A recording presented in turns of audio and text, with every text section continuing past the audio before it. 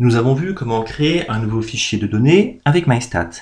Nous allons voir à présent comment manipuler ces données. Nous avons pu bien sûr faire ces manipulations directement sous Excel, mais là je vous propose de les faire avec MyStat. Alors par exemple, nous aimerions pouvoir remplacer les modalités H et F par homme et femme. Pour ça, nous allons nous rendre sur cette variable, la variable sexe. Puis aller dans Edit, Replace. Nous vérifions que la variable sexe est bien sélectionnée ici. Et nous allons remplacer H par homme. Et cliquer sur Replace All pour remplacer toutes les occurrences de H par homme. 12 occurrences de H ont été remplacées. Nous pouvons le voir d'ailleurs en arrière-plan ici. Maintenant, je vais remplacer F par femme. Alors là, ça ne posera pas de problème.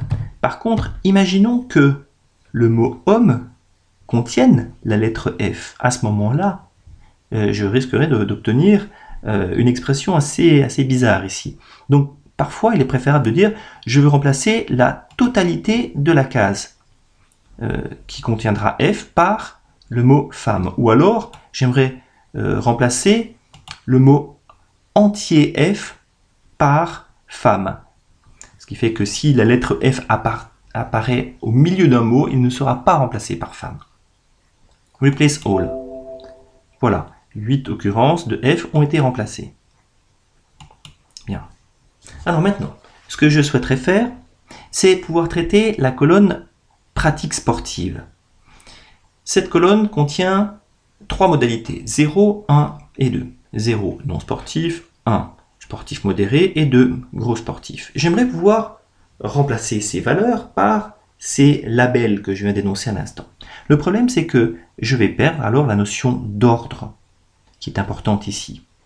Alors, je ne vais pas pouvoir utiliser, comme précédemment, le Edit Replace. Je vais fonctionner différemment. Je vais donc associer à chacune de ces modalités numériques un label.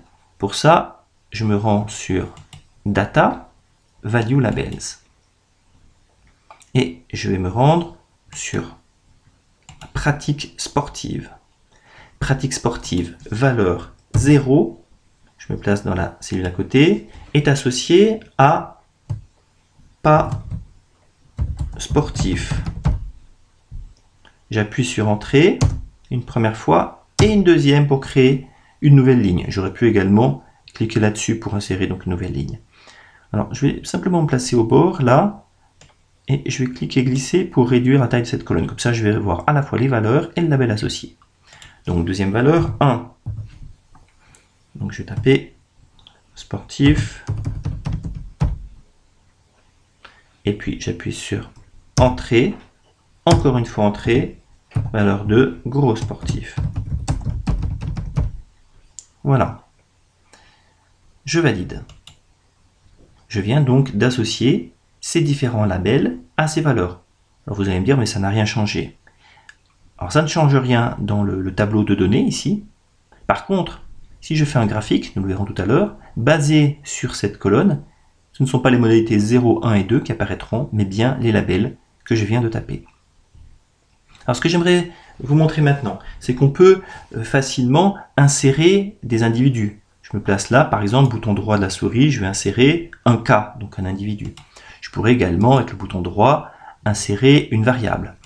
Si je veux élargir la taille de la variable, ici, je clique, je glisse comme ceci. Alors attention, parce que parfois, malencontreusement, vous risquez de double-cliquer sur le titre d'une colonne, comme par exemple pratique sportive. Regardez ce qui va se passer. Je double-clique. Voilà ce qui apparaît. Je vois apparaître ici les différentes variables avec leurs caractéristiques. Alors, on va se dire, mais comment je fais pour revenir où j'étais tout à l'heure? Eh bien, il va suffire de cliquer sur ceci, Data, là en bas. Voilà. Et variable me permet également de revenir dans ce mode-là. Alors, ce mode est intéressant lorsqu'on veut, par exemple, globalement modifier le nombre de décimales de toutes mes variables. Je peux donc modifier les caractéristiques des variables avec ce mode. Bon, de manière générale, c'est surtout, une fois qu'on a précisé les caractéristiques des variables, c'est dans le mode data que nous allons travailler.